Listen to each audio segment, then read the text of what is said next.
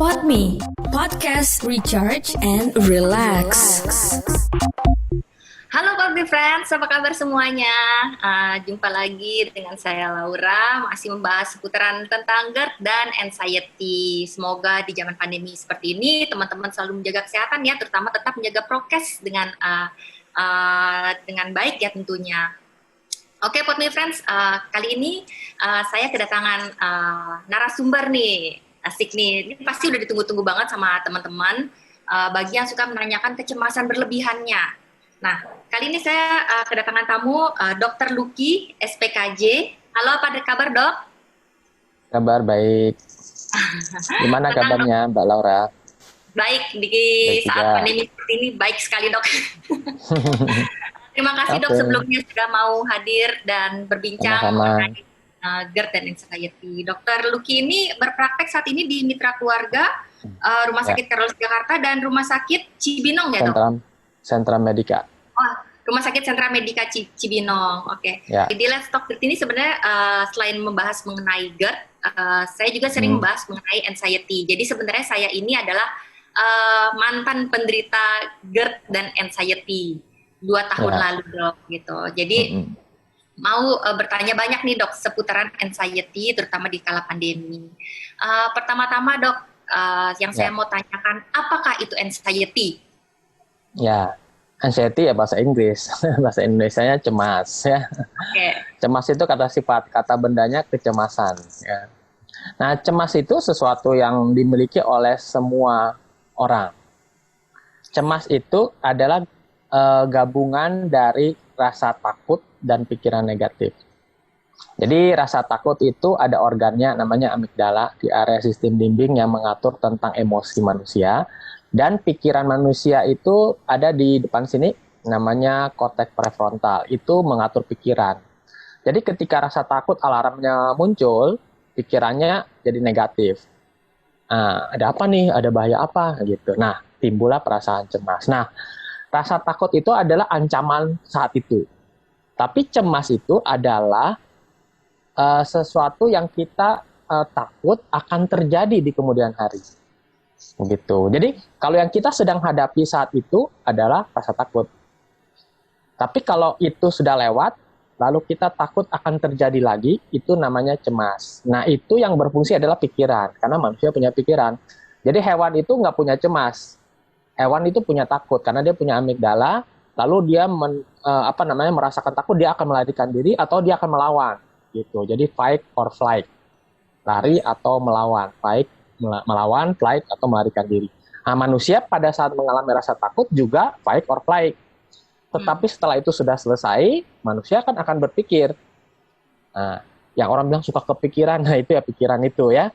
Nah, kepikiran itu kan itu perasaan yang tidak menyenangkan. Rasa takut kan kita nggak suka lah gitu. Jadi manusia pasti akan berpikir supaya jangan terjadi lagi. Nah, itulah yang disebut cemas. Jadi cemas itu sesuatu yang normal kita punya. Semua manusia yang normal itu memiliki namanya perasaan cemas.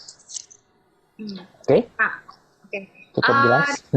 Cukup jelas dok. Nah, ketika orang punya masalah dan harus akhirnya harus ke dokter, psikiater lah ya. Psikiater, itu dia berarti bisa kita sebut dengan cemas berlebihan atau cemas saja gitu. Karena kan ketika saya kena anxiety, yang saya rasakan adalah saya takut mati, saya takut keluar, saya takut ketemu orang dan lain-lain gitu dok. Jadi gimana dok? Sebenarnya ya, kalau datang ke psikiater, ke psikolog, itu nggak harus berlebihan. Tapi umumnya yang datang sudah berlebihan. Karena biasanya kalau masih sedikit, itu kan kita anggap cemas yang masih bisa kita kendalikan. Nah, biasanya kalau kita tidak bisa kendalikan, baru kita mencari pertolongan. Ya. Nah, itu kalau cemasnya sudah berlebihan, kita sebut sebagai gangguan cemas. Jadi cemas yang sudah terganggu. Gitu. Nah, cemas yang sudah terganggu itu ini semacam gangguan cemas itu semacam satu pohon ya gitu ya, di mana itu banyak anak-anaknya ya, jadi gangguan cemas itu banyak banget. Nah, salah satunya itu yang kayak gangguan panik, itu termasuk salah satu ya yang mungkin dialami oleh Mbak Laura dulu mungkin ya kalau dengar dari ceritanya. Nah, tapi ada juga yang namanya obsesi compulsive disorder, ada yang namanya fobia, ada yang namanya hipokondriasis ya, apalagi ya, itu semuanya itu adalah anak-anaknya gangguan cemas gitu. Semuanya cemasnya macam-macam, ya kan?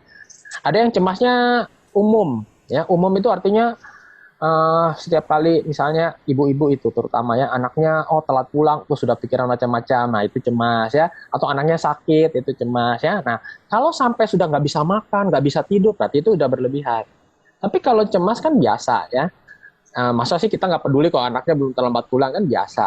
Nah, tapi kalau anaknya terlambat pulang, bahkan sudah dijelasin bahwa ini karena lagi ngerjain tugas sama teman-teman, tetap nggak percaya, tapi cemas terus, gelisah, nggak bisa tidur, sakit mah. Nah itu namanya somatisasi ya, atau kita sebut psikosomatik. Psikis mempengaruhi soma. Soma itu tubuh. Nah kalau sudah sampai kena mah, sakit kepala, macam-macam, nah ini berarti sudah terjadi gangguan gitu. Ya itu namanya, tapi itu cemas umum. Nah ada yang cemas spesifik. Ya misalnya kayak gangguan panik tadi itu spesifik ya, terus ada hipokondriasis, ada macam-macam, itu spesifik ya, ada khasnya ya, tapi semuanya mempengaruhi organ yang sama, yaitu amigdala yang mencetuskan perasaan takut tadi dan pikiran yang mengkhawatirkan hal buruk akan terjadi gitu. Kalau kita bahas soal kepanikan dan lain-lain, adakah hubungannya antara ketika dulu pertama kalau saya boleh cerita dikit dok, saya pertama kali sebelum saya dikasih tahu sama dokter, dari saya ini suka shopping dokter, jadi dari satu dokter ke dokter yang lain gitu dok, rumah sakit lain, rumah sakit lain. Jadi sebelum saya dikasih tahu untuk ke psikiater itu saya kena serangan panik gitu loh. Serangan panik. Apa hubungannya dari si serangan panik ini dengan si kecemasan ini dok? Ya, jadi serangan panik itu bisa berawal dari cemas, tapi bisa enggak. Jadi ada orang yang nggak pernah cemas tuh, tapi ada satu waktu dalam hidupnya dia mengalami sesuatu yang menakutkan. Kan seperti tadi saya bilang, cemas itu kan khawatir akan terjadi lagi, nggak mau terjadi lagi. Nah, misalnya apa? Ada orang yang kecelakaan. Ya, tadinya nggak pernah cemas, terus naik mobil kecelakaan. Kan dia nggak mau kecelakaan lagi. Dan pasti amigdalanya akan beritahukan, ini hati-hati nih gitu kan. Jadi setiap kali mamanya dia mau bawa mobil, dia jadi takut gitu. Nah, pada serangan panik itu, awal mulanya yang bikin panik itu ada sesuatu, ya bisa obvious atau jelas, tapi bisa mungkin nggak jelas. Tapi intinya setelah mengalami itu, serangan panik itu, kemudian kita tidak mau terjadi lagi kan. Nah itu disebut sebagai cemas antisipasi. Jadi mengantisipasi akan terjadi hal yang buruk. Nah apa yang terjadi? Justru ketika kita mengkhawatirkan hal buruk itu terjadi, justru cemas itu seringnya malah membuat muncul serangan paniknya. Nah itu yang kadang-kadang jadi muter-muter gitu. Jadi serangan panik yang berulang, akhirnya kita diagnosisnya gangguan panik. Kalau baru satu kali serangan panik itu belum gangguan, gitu ya. Karena biasanya kalau serangan panik itu ada pencetusnya, ya itu wajar. Ya misalnya kayak orang kebakaran atau tiba-tiba ada sesuatu yang bikin takut saat itu. Nah tapi berulang nggak? Nah kalau sudah gangguan panik, dia berulang tuh kadang-kadang nggak ada pencetus lagi. Bahkan kadang-kadang ada jamnya tuh, setiap jam berapa muncul, kadang nggak ada pencetusnya. Karena alarm kita memberitahukan, hati-hati lu akan ada bahaya. Padahal nggak ada bahaya. Jadi dengan kata lain, alarmnya itu sudah super sensitif, sangat sensitif sekali. Sehingga semua hal yang berkaitan dengan hal yang pernah kita alami itu, dia akan memunculkan alarm supaya kita hindari, karena dianggap itu bahaya. Nah itulah akhirnya terjadilah namanya gangguan panik. Kurang lebih seperti itu. Nah, gangguan panik itu ya masuk di dalam gangguan cemas. Jadi, apakah ada penyembuhan ya dok? Kalau misalnya serangan panik ini nih buat saya pribadi dok, itu jadi kayak trauma luar biasa gitu. Ya, trauma ya. Jadi, ini saya kena, terus tiba-tiba saya ketakutan lagi. Gimana nih kalau gue jadinya tiba-tiba serangan jantung? Rasanya kan gak enak banget ya dok. Terus susah nafas dan lain-lain gitu loh. Nah ini sendiri yang paling susah untuk dihindari dok, rasa ketakutan trauma ini. Gimana dok cara untuk menyembuhkan rasa? Jadi kita tahu bahwa tadi ya cemas itu bisa dari trauma. Yang tadi ada kecelakaan, ada apa, itu trauma. Nah makanya sebenarnya sebelum kita melihat yang negatifnya, kita lihat positifnya dulu. Kenapa begitu? Kan orang bilang kita berdamai ya kan dengan ansieta dan lain. Jadi cara berdamai itu kita bisa melihat positifnya, begitu. Nah, sekarang kita bicara positif dulu ya sebelum kita ke pengobatan ya. Jadi positifnya itu adalah apa? Cemas itu Tuhan ciptakan supaya kita terhindar dari bahaya, benar nggak? Jadi itu positifnya, ya. Bahkan studi penelitian membuktikan orang yang lebih mudah cemas dibanding orang yang tidak mudah cemas, angka harapan hidupnya lebih tinggi. Kenapa begitu? Karena dia akan lebih jaga kesehatan, dia akan lebih aware, akan lebih concern terhadap hal-hal yang tadi tidak dipedulikan oleh orang yang nggak cemas. Tapi tentu cemas ini akan mengganggu. Nah, kalau sudah sampai gangguan, angka harapan itu bisa rendah. Kenapa? Karena gangguan ini akan mempengaruhi fisiologis tubuh, sehingga akan jadi sakit malahan. Ya, jadi tekanan darah jadi naik, jadi sakit, makan jadi malah nggak bagus, bahkan lama-lama jadi depresi bisa jadi ya. Ada beberapa pasien yang gangguan cemas lama, berlarut-larut jadi depresi, bahkan akhirnya memutuskan bunuh diri. Berarti kan sebenarnya cemas itu akan jadi kontraproduktif dari sebelumnya yang Tuhan ingin maksudkan, bahwa ingin menyelamatkan kita, ingin membuat hidup kita menjadi lebih baik. Jadi pertama kita lihat dulu positifnya, ya, yaitu apa nih yang membuat seseorang itu menjadi cemas. Nah, kita coba memikirkan, kemudian kita atasi itu dulu. Jadi misalnya gini, kalau cemasnya disebabkan karena, kalau cemas itu yang kita concernnya karena, takut serangan jantung, kan begitu. Kalau panik kadang-kadang kan seperti itu. Kalau gitu, mulai dari sekarang kita pastikan bahwa kita memiliki jantung yang sehat. Ya, kita jaga pola makan, kita jaga pola hidup kita olahraga. Jadi dengan kita menjaga perilaku yang sehat, yang terjadi adalah di alam bawah sadar itu kita merasa merasa percaya diri, lebih percaya diri. Beberapa pasien saya itu, misalnya contohnya ya, waktu kena serangan panik, dia berhenti merokok. Saya pikir ini satu yang positif kan, banyak yang seperti itu, yang tadinya merokok, berhenti merokok. Tapi setelah sembuh dari panik, dia merokok lagi. Nah, apa yang terjadi? Cemasnya nggak akan hilang. Karena di satu sisi, meskipun mungkin paniknya tidak muncul lagi karena sudah dalam pengobatan, tapi cemas itu nggak akan benar-benar hilang. Karena secara alam bawah sadar dia tahu.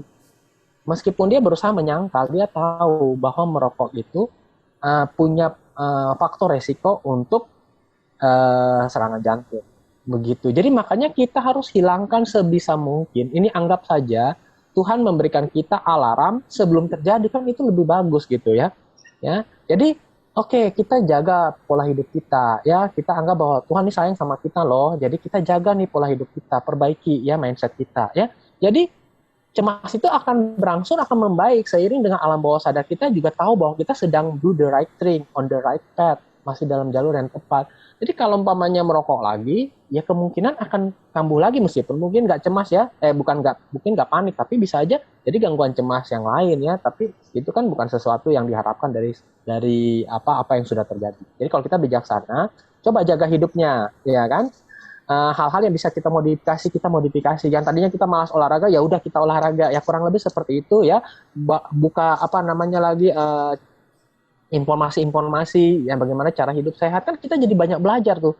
Bahkan bukan cuma hanya banyak belajar, kita jadi ngajarin orang lain karena kita jadi makin pinter kan.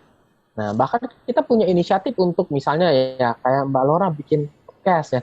Itu suatu hal yang positif. Dan itu yang sebenarnya Tuhan maksudkan ketika seseorang itu menghadapi suatu masalah dan sudah menyelesaikan masalahnya, kita mulai peduli sama orang lain. Begitu. Nah, apa yang terjadi? Pasti hal-hal itu akan membuat kita lebih percaya diri dan tahu bahwa hidup kita ini ada maknanya, sehingga itu akan meredakan kecemasan. Itu yang pertama. Jadi makanya sebelum kita bicara bagaimana menyembuhkan, kita dengarkan dulu cemasnya ini mau ngomong tentang apa dari hidup kita. Semua hal-hal negatif kita kalau bisa kita keluarkan. Saya ada kasus-kasus banyak. Salah satu misalnya, ada lagi yang gangguan panik, terus kemudian datang lagi. Sekarang nggak panik tapi cemas, tapi kemudian dia datang sendiri. Waktu itu dia sama suaminya. Ternyata dia baru cerita, kali ini saya karena sendiri, saya jadi bisa cerita. Saya itu punya selingkuhan. Nah, seperti itu. Jadi makanya dia bilang, itulah sebabnya hidup saya nggak tenang. Itu yang menyebabkan saya panik. Suami saya tidak tahu bahwa saya panik ini disebabkan saya punya selingkuhan. Tapi sekarang saya mulai mikir-mikir dari penjelasan dokter, sepertinya saya harus tinggalkan ini. Kalau saya nggak, jadi Tuhan tuh kasih peringatan kepada saya. Ya udah, dia tinggalkan itu, perlahan-lahan serangan panik, cemas mulai mereda sehingga tidak muncul lagi. Kurang lebih seperti itu ya. Jadi kita tidak bisa mengelabuhi alam bawah sadar kita. Kita mungkin bisa denial, menyangkal pikiran sadar, tapi secara alam bawah sadar kita nggak bisa nyangkal itu, dan itu akan mempengaruhi sistem di tubuh kita sedemikian rupa. Karena Tuhan sudah merancang sedemikian rupa, sehingga ya udah kita ikutin aja apa yang sudah Tuhan rancang itu, karena sebenarnya itu maksudnya baik buat kita sebenarnya. Yes. Kurang lebih seperti itu. Ini yang bagian pertama yang kita berdamai ya. Ya. Mau lanjutin bagian kedua? Boleh dok. Kedua ya. Bagian kedua dalam pengobatan. Nah, pengobatan itu berarti ada dua nih. Karena tadi saya bilang pikiran kita itu mempengaruhi emosi. Sebaliknya emosi mempengaruhi pikiran.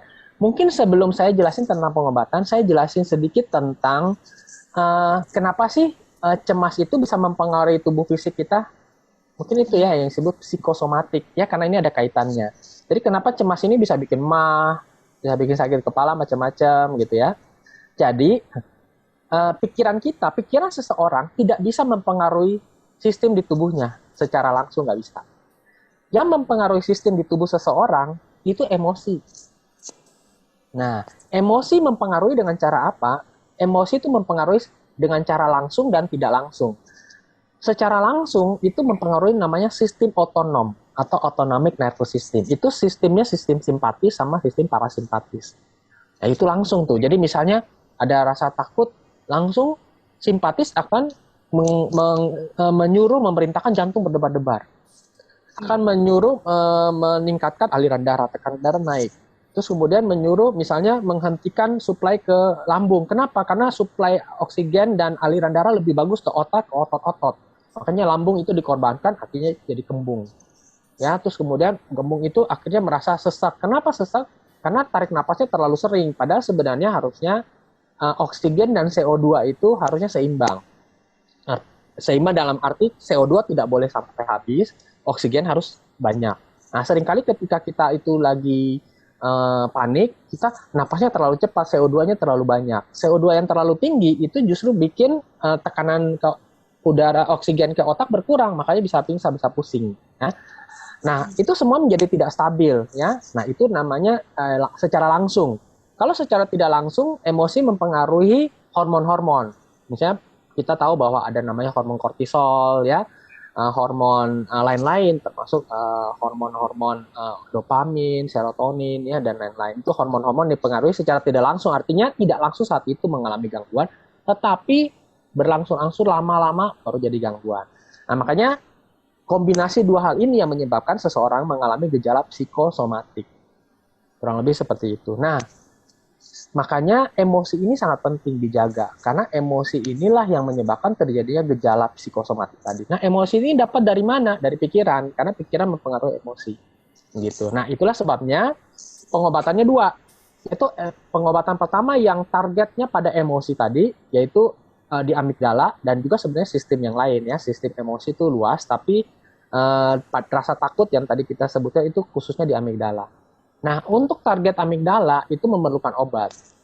Ya, obat yang meningkatkan serotonin. Jadi kalau serotoninnya makin bagus, nah, biasanya amigdala akan membaik. Kalau seseorang mengalami depresi, amigdalanya serotoninnya akan berkurang sehingga amigdalanya jadi sensitif. Nah, salah satunya seperti saya bilang kayak hormon kortisol tadi. Hormon itu kita mengalami stres terus-menerus. Dia tinggi terus-menerus, dia akan menghambat serotonin. Jadi serotonin menjadi lebih berkurang. Nah, begitu juga ketika kita stres. Kita nggak bisa tidur. Nah, ketika nggak tidur, produksi serotonin juga jadi terhambat, sehingga juga berkurang. Sehingga ya hitung-hitungannya kayak matematika aja.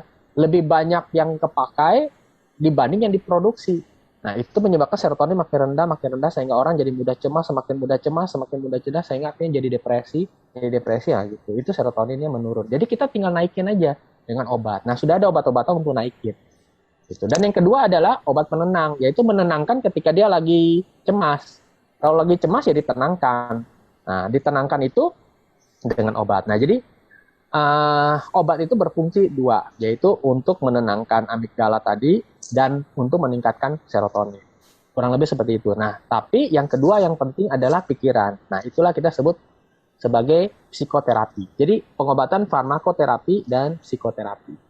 Farmakoterapi itu pengobatan jangka pendek, ya. Kalau respon pengobatannya bagus, paling 1 bulan bisa sembuh. Kadang-kadang bisa sampai 6 bulan. Ya, kadang-kadang bisa lebih kalau stresor terjadi terus-menerus atau tadi dalam pikirannya tidak mampu mengontrol cemas. Nah, itu jangka pendek adalah obat.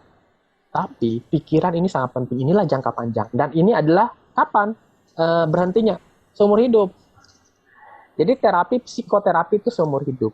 Psikoterapi itu adalah belajar bagaimana caranya kita bisa mengontrol cemas. Sebenarnya dengan kata lain, belajar bagaimana caranya bisa menghadapi kehidupan. Kenapa? Yang namanya hidup pasti ada cemas. Ya. Nah, kalau ke dokter, psikolog, itu kita mengajarkan caranya. Tapi kemudian diterapkan. Nah, diterapkan itu kita melakukan self psikoterapi. Jadi kita psikoterapi terhadap. Jadi ketika kita sudah tahu caranya. Kurang lebih seperti itu. Ya, jadi dua ini nggak bisa ditinggalin. Nggak bisa mengandalkan obat aja.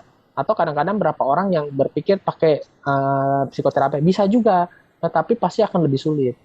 Menurut saya sih, sekarang udah zaman modern ya, pakai aja dua-duanya begitu. Ya kan, dengan demikian jauh lebih mudah begitu. Tapi tentu kuncinya itu di pikiran kembali lagi, karena pikiran inilah yang paling bisa untuk menyebabkan seseorang itu bisa cepat sembuh atau bisa sembuh dengan optimal.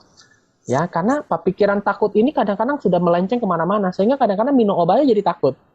Oh ini takut, itu takut. Dia nggak bisa mengalahkan rasa takutnya, sehingga dia akan stagnan di tempat aja. Nah ini yang kadang-kadang yang paling sulit.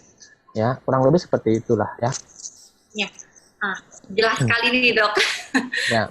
Sebenarnya kena banget nih ke aku pribadi kalau ingat 2 tahun lalu.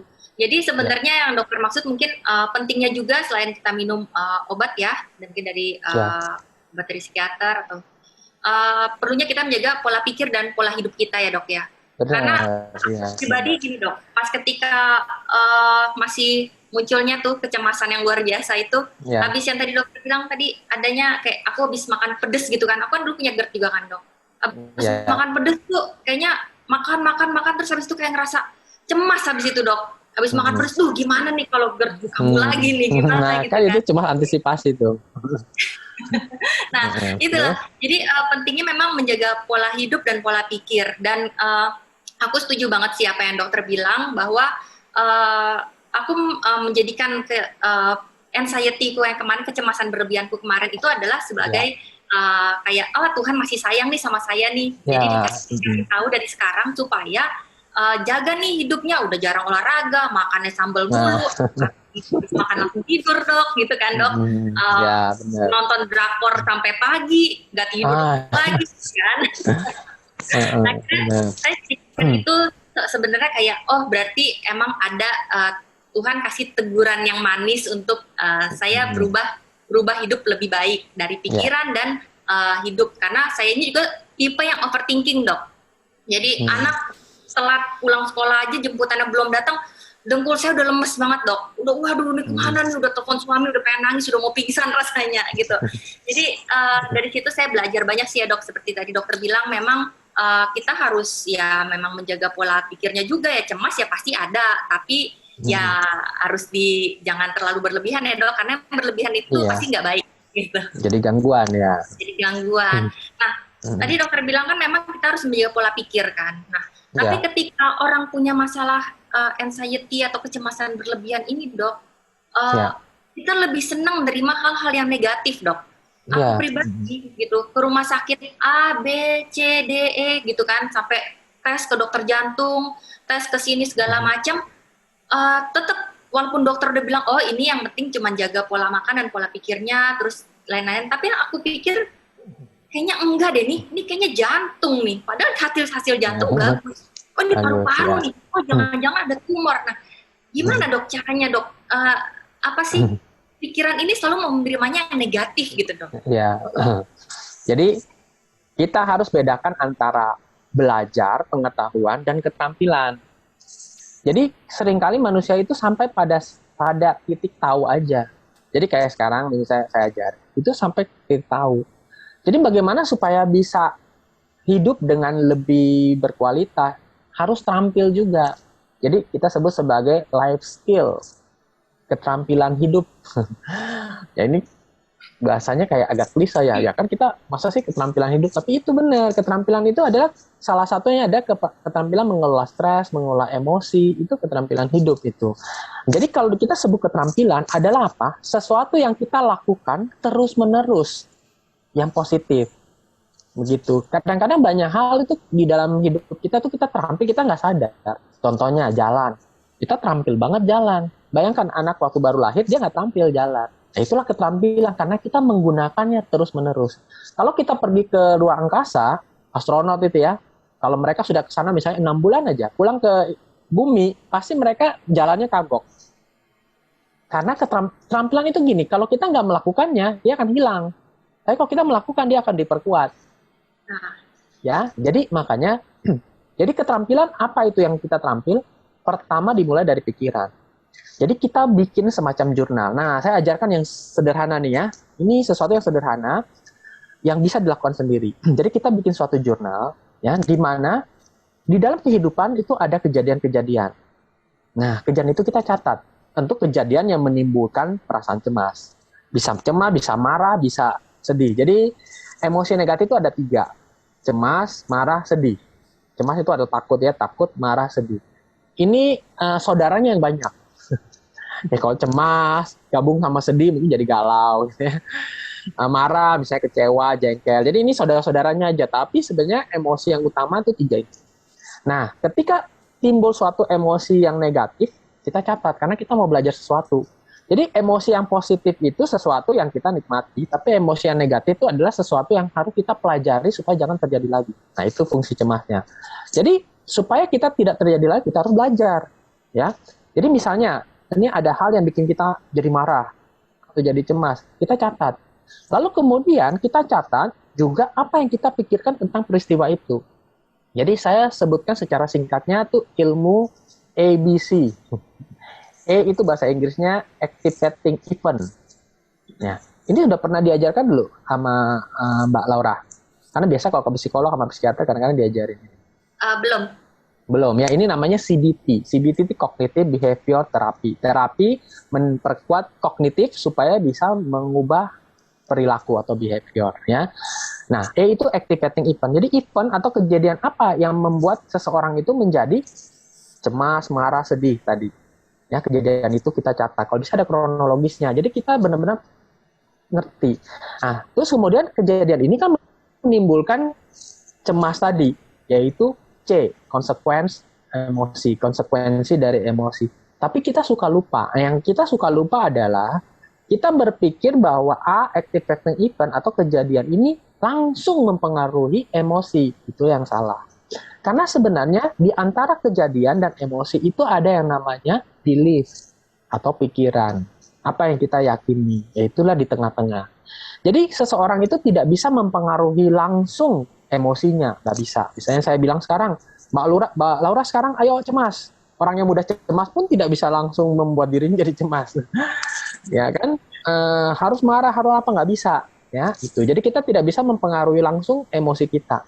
Begitu juga kita tidak bisa mengendalikan kejadian, ya. Kita mungkin bisa mengontrol, tapi tidak bisa benar-benar mengendalikan. Jadi kita tidak perlu fokus pada 2 ini, karena 2 ini adalah sesuatu yang di luar kemampuan kontrol. Kenapa? Karena itulah justru hakikat dari seorang cemas itu adalah kita tidak bisa mengontrol itu, jadi makanya cemas. Contoh yang paling sederhana, misalnya kalau kita naik mobil, orang yang mudah cemas, yang bisa bawa nyetir mobil, mungkin merasa lebih senang nyetir daripada disetirin. Ya enggak? Karena kalau nyetir dia bisa kontrol, kalau dia disetirin dia nggak bisa kontrol ya. Jadi hidup ini seperti nggak bisa dikontrol. Nah masalahnya memang hidup itu kita susah kontrol, yang kita kontrol itu pikiran. Nah yang menjadi problem adalah kita selalu menyesali kalau kejadian sudah terjadi karena kita nggak bisa kontrol kejadian ini. Dan ketika sudah terjadi emosi, kita juga nggak bisa kontrol emosi. Nah 2 hal ini dipikirin terus-menerus, ngabisin serotonin. Itu yang menyebabkan seseorang jadi frustasi, ya. Karena yang harus kita fokuskan adalah pada belief-nya, yaitu pikiran. Oke. Tentu pikiran ini bukan menjawab bahwa dengan kita berpikir yang benar itu akan membuat kita menjadi seperti miracle, tentu bukan. Nah, tapi disinilah namanya latihan. Sehingga kita tetap bisa menghadapi kehidupan-kehidupan yang sulit ini dengan lebih baik, dengan lebih kuat. Nah, itu karena pikiran kita latih. Sama seperti otot-otot. Tidak mungkin seseorang itu yang nggak pernah terlatih ototnya langsung bisa mengangkat beban langsung 20 kilo dengan 1 tangan. Tapi kalau dia latihan terus-menerus, dia akan bisa. Makanya seperti itu, harus perlahan-lahan. Kita latih juga pikiran kita. Nah, jadi ketika ada kejadian, buatlah jurnal. Kejadian ini menimbulkan emosi ini. Apa sih yang saya pikirin yang menyebabkan timbulnya emosi itu? Nah, itu dicatat. Kalau ada pikiran negatif kita catat. Karena cenderung pada orang yang mudah cemas, itu 9 informasi positif, ada 1 informasi negatif, itu yang dicatat. Yang 9-nya enggak. Padahal sebenarnya kita harus catat semua. Kita kadang-kadang mikirin yang positif kita catat. Kita mikirin yang negatif kita catat. Lalu setelah kita catat kita lihat. Nanti akan terlihat bahwa oh ternyata kita lebih menekankan yang negatifnya nih yang menyebabkan kita jadi cemas. Gitu. Nah, satu lagi saya ingin coba mengajarin juga bahwa kita di sini menggunakan istilah rasional positif. Nah, jadi kita nggak benar-benar menggunakan istilah positif. Karena positif itu bisa berbahaya. Misalnya saya kasih contoh corona ini ya. Kalau pikiran negatif, ada seseorang yang sakit, tangganya meninggal karena COVID. Pikiran negatifnya, waduh, sebentar lagi saya kena COVID nih, udah deket banget nih. Padahal sebenarnya nggak ada hubungannya, ya kan? Virusnya nggak bisa loncat langsung ke kita, ya kan? Kalau dia di rumahnya meskipun bersebelahan, nggak akan loncat ke kita, pakai rasional makanya. Dia nggak akan. Kalau kita nggak tahu ya kita baca, ya makanya harus perlu baca yang benar ya, jangan baca yang salah-salah, yang ngawur, yang hoax. Kalau kita baca kita akan tahu bahwa virus itu perlu perantara, yaitu droplet. Jadi droplet, apakah mungkin droplet tetangganya sampai ke rumah kita? Saya pikir agak susah ya, apalagi ada jendela segala macam ya nggak akan bisa masuk. Ya, jadi pikiran negatifnya udah langsung, wah saya jangan-jangan ketularan ke sini. Itu yang salah. Kalau pikiran positif kebalikannya 180 derajat, saya nggak mungkin ketularan. Jadi ada ambulans di luar karena ada mau nganterin orang kena COVID pergi ke rumah sakit atau meninggal, datang keluar nonton. Saya nggak mungkin kena begitu. Apa sih COVID? Nggak peduli. Jadi banyak orang itu nggak peduli karena dia nggak punya cemas akan COVID. Nah itu yang berbahaya banget. Kita perlu punya cemas akan penyakit, akan situasi, itu hal yang bagus sebenarnya. Jadi jangan keluar rumah. Jadi kalau terlalu positif malah keluar. Nah kalau rasional positif artinya kita berpikir rasional. Artinya gini, kita bisa aja ketularan kalau kita lengah. Ya, karena itu kita jangan keluar, ya di rumah aja, misalnya gitu. Atau kalau kita mau keluar, kita menggunakan proteksi, menggunakan prokes, kita pakai masker. Kalau 1 kurang, ya kita pakai 2, nggak apa-apa. Kalau pakai 10 itu udah kelebihan, ya. Jadi makanya harus sesuai. Kalau menurut catatan 2 udah oke, ya udah pakai 2. Ya, kalau pakai masker kain rasanya kurang nyaman, ya udah pakai masker bedah. Kalau masih kurang ya pakai N95 ya. Intinya kita lakukan sesuai dengan rasional, kemampuan berpikir yang rasional. Yang rasional gimana tidak bisa terlepas juga dengan bukti-bukti dari penelitian. Kalau penelitian mengatakan ini oke, ya lakukan. Lebih dari itu yang namanya berlebihan. Ya udah, jadi itu namanya rasional positif. Rasional positif artinya kita tetap optimis. Maksudnya saya kata-kata positif itu adalah optimis. Optimis itu gini, bahkan ketika kita sakit pun, bukan karena kita yang pengen sakit, bukan karena kita lengah. Kan kadang-kadang ya sakit bisa aja ya, meskipun udah nggak lengah, ada aja orang yang datang, ya kan. Orang tua saya aja misalnya di rumah itu nggak pernah pergi kemana-mana, tetap aja ada orang yang datang ke rumah, lalu kemudian datang, lalu cipika-cipiki, bisa jadi ya kan. Ya kadang-kadang kita sebagai orang timur susah juga menghindar ya kan, akhirnya ya bisa aja kena dari situ. Jadi banyak hal yang menyebabkan seorang itu tertular meskipun dia udah jaga. It's okay, jadi tetap positif. Positif itu maksudnya adalah meskipun kena kan belum tentu berat. Nah ya kan. Nah supaya tidak berat tentu kita harus jaga dari sekarang. Bukan nanti sudah berat baru minum vitamin, ya dari sekarang. Kalau memang kita tahu kita perlu vitamin ya minum dari sekarang. Bukan karena sudah berat baru kita jaga tidurnya, ya dari sekarang kita tidurnya yang oke. Bukan berat baru kita olahraga, itu justru yang salah. Olahraga dari sekarang. Nah kurang lebih begitu. Jadi karena kita sudah jaga-jaga, menabung di hari tua kan kurang lebih begitu. Ya sama seperti virus ini. Artinya kita udah jaga prokes, kita nggak kena. Tapi kalau kita kena, pasti ringan. Karena kita udah prokes, udah mungkin divaksin juga segala macam, kemungkinan sakit ringan ya. Jadi itu yang namanya rasional positif. Ya kurang lebih seperti itu. Oke? Wah, ini sangat jelas sekali nih. Potmi Friends, seharusnya ini sudah sangat menjawab pertanyaan teman-teman melalui DM atau langsung ya, mengenai apa yang dikatakan oleh Dr. Lucky ya. Itu sudah jelas sekali, mesti diulang-ulang. Nah, kalau mungkin kita bisa lanjut ngomong lagi nih dok di undangan selanjutnya dok, untuk kita membahas. Mungkin kalau berikutnya kalau mau ya saya saranin kalau mau kita kasih latihan aja, karena kan kembali saya bilang ini hanya sampai ke pengetahuan. Betul, kalau ngomongin soal ini, kalau menurut Dr. Lucky nih lengkap, jelas, dan tidak bertele-tele, langsung kena gitu loh. Jadi kayak saya ngerasain, wah ini yang saya rasain kemarin nih, kayak gitu dok. Oke. Mungkin tadi penjelasan Dr. Lucky, semoga ini dapat membantu Podme Friends. Mungkin masih banyak yang menanyakan soal kecemasannya dan lain-lain. Saya rasa apa yang dijelaskan oleh Dr. Lucky ini sudah sangat jelas sekali ya. Oke, Dr. Lucky, terima kasih sekali atas waktunya. Terima kasih sudah sharing dan sudah menjelaskan detail kepada kita mengenai soal kecemasan ini. Terima kasih banyak. Salam untuk keluarga, Dr. Lucky. Sehat-sehat selalu. Terima kasih, dok. Selamat. Ya, sama-sama. Selamat siang.